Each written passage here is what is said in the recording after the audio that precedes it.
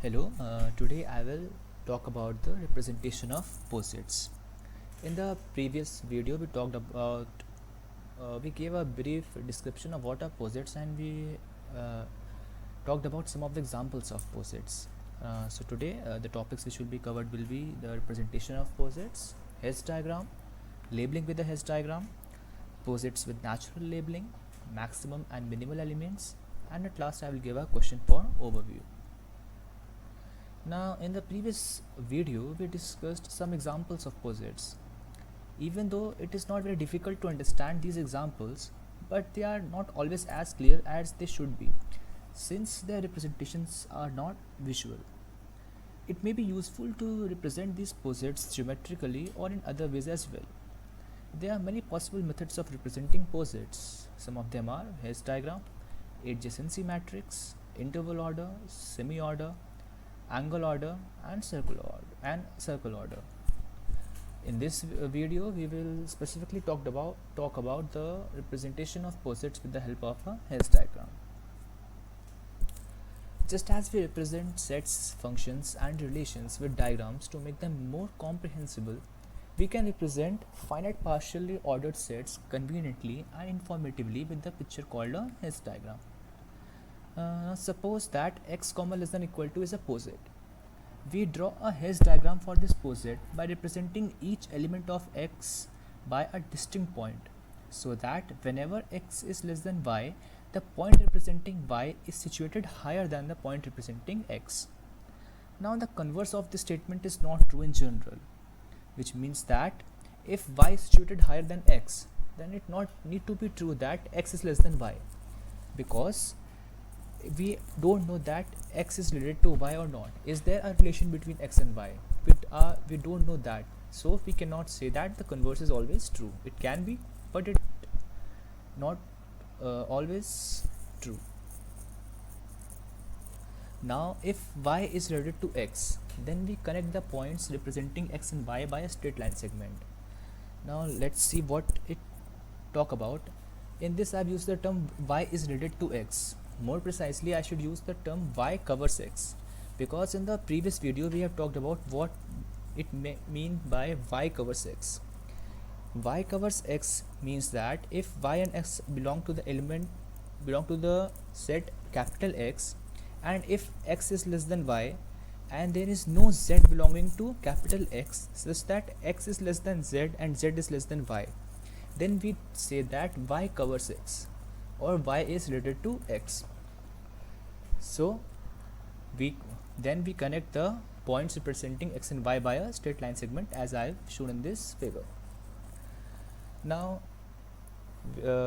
let's see an example of representing a poset. The figure 2.2, which is this figure,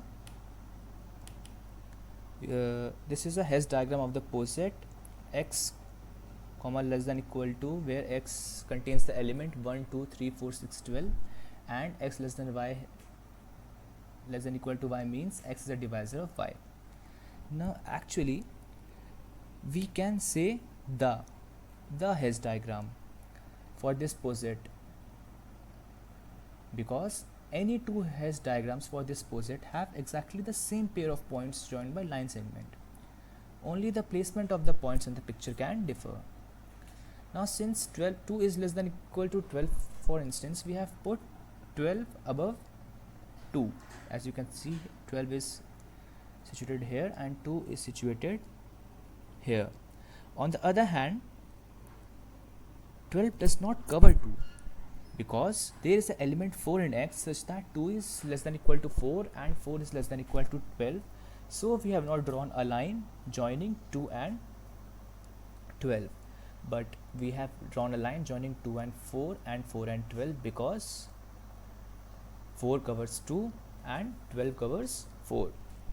And you can see that 3 is put apart from 4 in the plane, because there is no relation between 3 and 4, as we know that 3 is not a divisor of 4.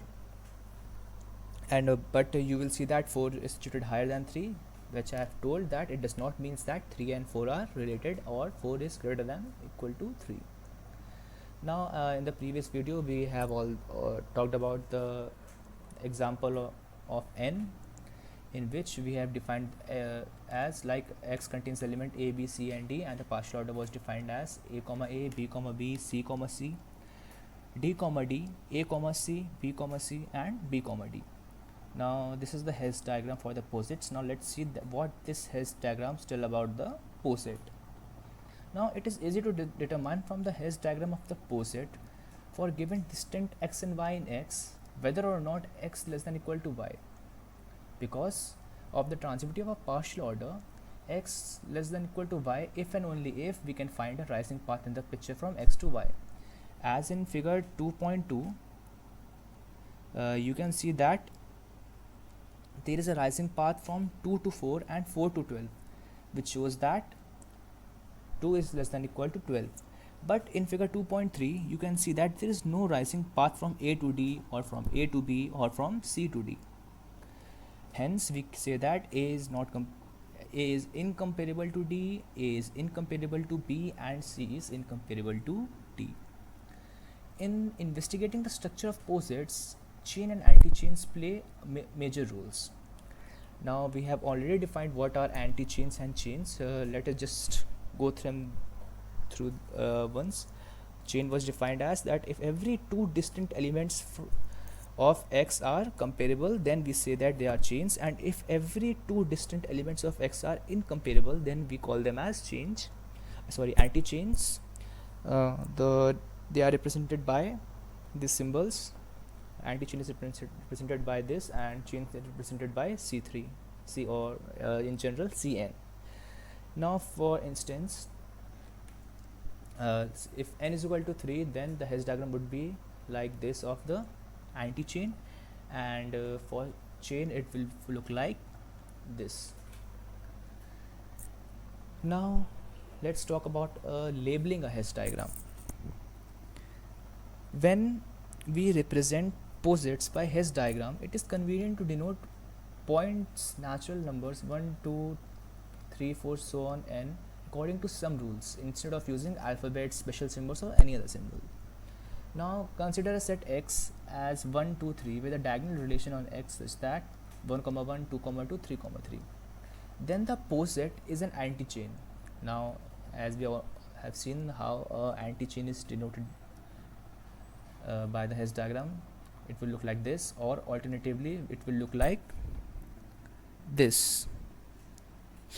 Now you can see that here the labeling does not matter. Now let's see the other Hess diagrams and let's find out when labeling matters.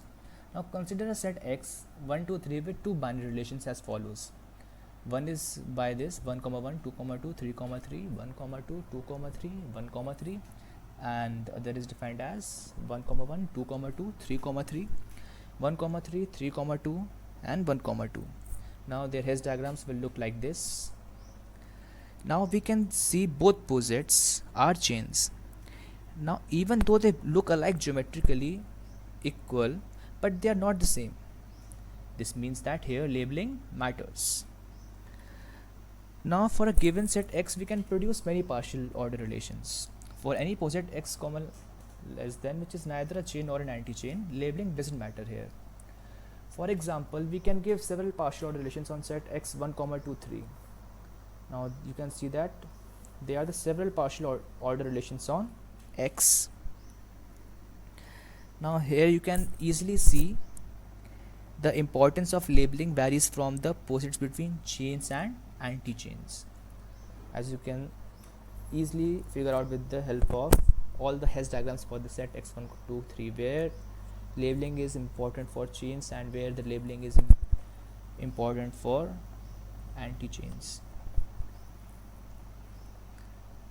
Now to make the notion of labeling more precise, consider a poset X, less than equal to of order n. A labeling L is a bijective mapping L from 1, 2, 3 till n to Vx, where Vx is the set of all points of the poset X, less than equal to. Now we shall denote a labeled poset by a triple X less than equal to L, where L is denoted as the labeling. Now consider the letter n poset in the form of the following His diagram. Now we are defining a map L as 1, 2, 3, 4 maps to Vn is equal to A, B, C, D by L1 is equal to A, L2 is equal to B, L3 is equal to C, and L4 is equal to D. Now then L is a bijective map and the resulting poset n L, where L we all know what it means, it is the labeling, is a labeled poset with its Hess diagram. This, as you know, that as it was defined as L1 is equal to A, L2 is equal to B, L3 is equal to C, and L4 is equal to D, we have labeled the Hess diagram. Now in a general, a given poset can be turned into a label poset in many different ways.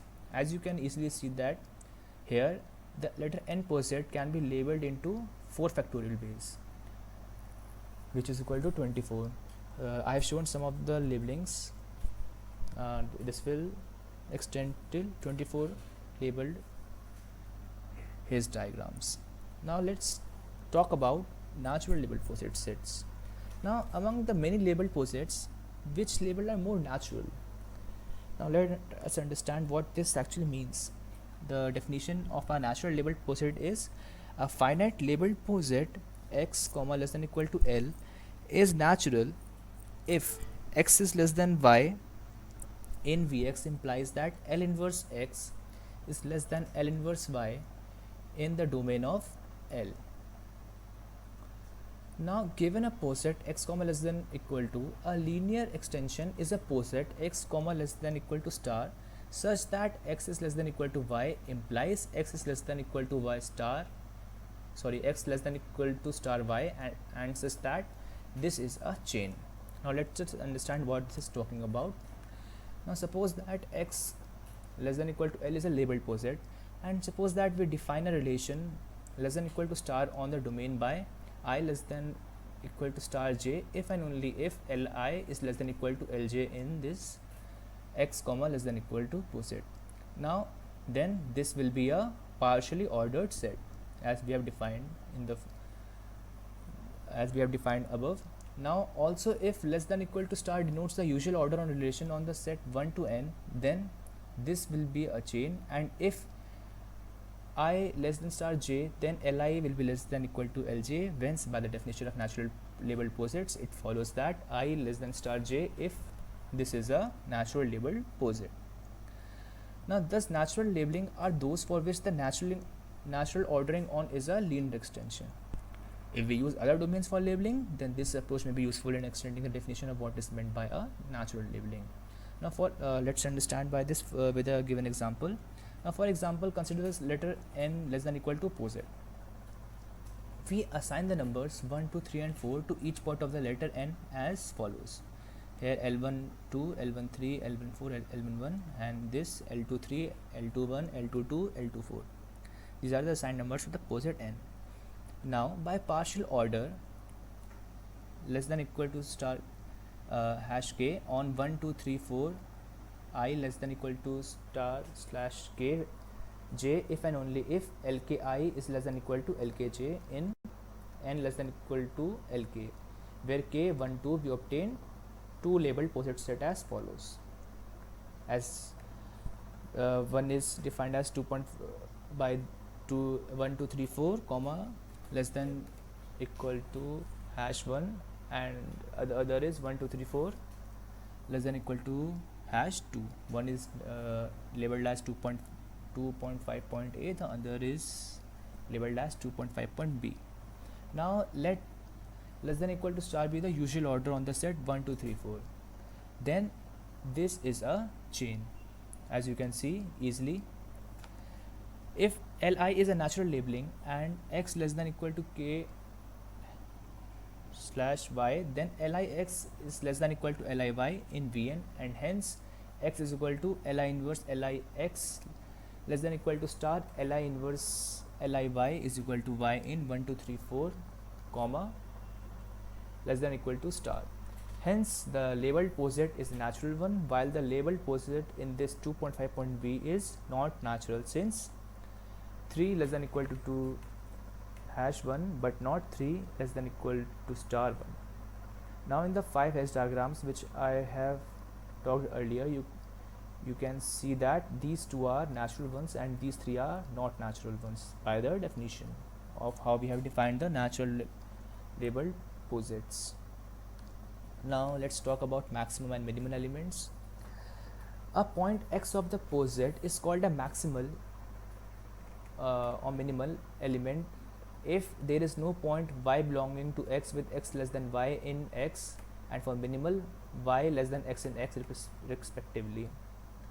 For maximal we will say that there is no point y belonging to x with x less than y in x, and for minimal we will say that y less than x in x respectively. Now the definition of greatest element and least element. A point x belonging to x is called the greatest element of x comma less than equal to if y is less than equal to x in x for any y belonging to x. Similarly, a point x belonging to x is called the least element of x comma less than equal to if x less than equal to y in x for any y belonging to x. Now let's understand with the help of a Hess diagram of the poset as follows. Here you can easily see that x5, x6 and x7 are the maximum elements of the posets, but there is no greatest element. On the other hand, x1 is both a minimal element and a least element. Now since every subposet of a finite poset always has a minimal or maximum elements, every finite poset has a natural labeling, this star. Now the following is a bottom-up method for labeling finite posets if minimal elements are used, resulting in bottom-up natural labeled posets, while it is top-down method for labeling finite posets if maximum elements are used. If the particular natural labeling can be obtained by bottom-up or top-down labeling, then the natural labeled posets is harmonious, and if it is not, then it is called exceptional. Now let's see the steps. Let's take the example of a poset x comma less than equal to by finite posets with its cardinality is equal to n. Now what we have to do is we have to find all minimal or maximum points of x comma less than equal to. Then we have to remove all lines connecting with minimal maximal points of this poset. Then we have to assign the numbers 1, 2, 3 till n or n minus 1 to the minimal or maximal points of this poset. Now for the remaining subposets we apply the above steps again. Now let's see how it is done. Now consider a finite poset with Hess diagram this. First we find all the minimal points of this poset and assign the numbers 1, 2, 3 to the minimal points of this. As you can see how it is done. In the step 1 we have assigned the minimal points, then we are removing the lines, and further on we are repeating the process.